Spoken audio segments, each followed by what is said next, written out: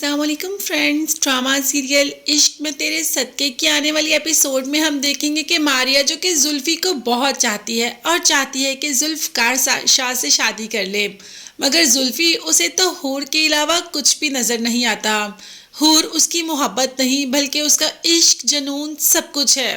हूर के अलावा तो वो दुनिया इधर की उधर कर दे, मगर बाप चाहता है कि शादी मारिया से कर ले, वो भी दूसरी। और मारिया के पेरेंट्स को कोई एतराज भी नहीं, बल्कि मारिया के बाप ने तो जुल्फी के बाप से ये तक कह दिया कि मेरी बेटी पसंद करती है तुम्हारे बेटे को, इनकी जल्द से जल्द शादी करवा दो।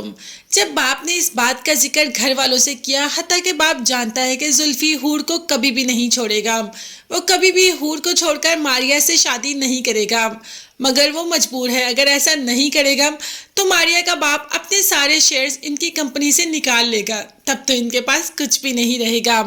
मारिया भी कई बार जुल्फी से कह चुकी है कि वो मोहब्बत करती है उससे और उससे शादी करना चाहती है, मगर जुल्फी कह देता है कि तुम्हें एक अदद बीवी नजर आती है मेरी, उससे इश्क करता हूं मैं और तुमसे शादी का तो सवाल भी पैदा नहीं होता। अब तो बाप ने भी कह दिया कि तुम्हारी मारिया के साथ शादी है, जिस पर जुल्फी का कहना था कि आपकी डोमिनेटिंग नेचर गई नहीं, मैं अपने फैसले खुद कर सकता हूं और मैं शादीशुदा हूं तो दूसरी शादी का सवाल ही पैदा नहीं होता। जिस पर बाप का कहना था तो कि तुम ये घर छोड़कर ही चले जाओ।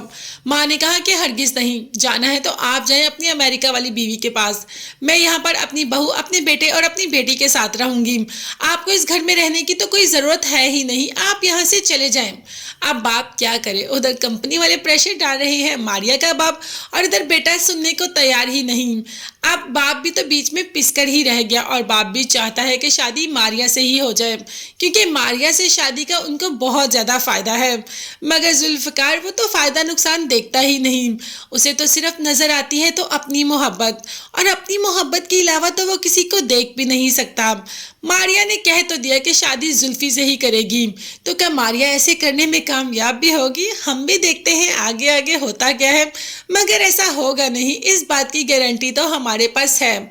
और यहाँ पर नूर बेचारी जो कि सालार के आगे पीछे ही होती रहती है, हत्ता कि सालार ने नूर के साथ इतना बुरा किया, मगर फिर भी नूर सालार की हर बात मानती है। वो जब सालार पर गुस्सा कर रही थी कि तुम नूर को वहां पर बीच रास्ते में ऑटो पर बिठा के छोड़ दिया तुमने, तो यहाँ पर नूर ने ही बचाया और कह दिया कि नहीं पुप्पो, गाड़ी खराब हो गई थी इसीलिए सालार ने मुझे ऑटो पर बिठा दिया। मगर सालार को फिर भी अकल नहीं आई कि बंदा कोई सॉरी थैंक यू जैसा वर्ड ही यूज कर लेता है, उसे तो कोई फर्क ही नहीं पड़ता, उसे तो नजर आते हैं तो सिर्फ अपने दोस्त। क्या सालार कभी नूर को उस आंखों से, उन आंखों से, उन नजरों से देख भी पाएगा जिन नजरों से नूर देखती है? और क्या पता जब सालार की नजरें बदलें तब वैसे ही देर हो चुकी हो। तो आप देर न करें और जल्दी से चैनल को सब्सक्राइब कर लीजिएगा। नेक्स्ट वीडियोस तक के लिए अल्लाह हाफिज, bye bye and take care.